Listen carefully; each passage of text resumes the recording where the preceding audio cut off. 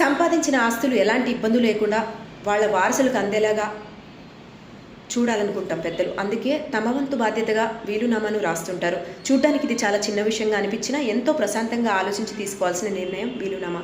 మీకున్న స్థిర చరాస్తుల వివరాలు, పెట్టుబడులు, నగలు, ఇతర ఆస్తులు అన్ని వివరాలు ఒక దగ్గర రాసుకోండి. ఆ తర్వాత ఆ పెట్టుబడులకు సంబంధించి ఎవరిని నామినీగా పెట్టాలి అనేది కూడా నిర్ణయించుకోండి.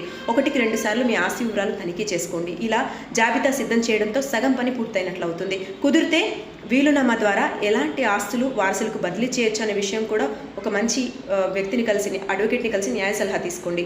జీవితకాలంలో సంపాదించి సృష్టించినవి, వారసత్వంగా వచ్చినవి, ఇలా రకరకాలుగా ఉంటాయి కదా, భూములు, ఆస్తులు, వాహనాలు, నగలు.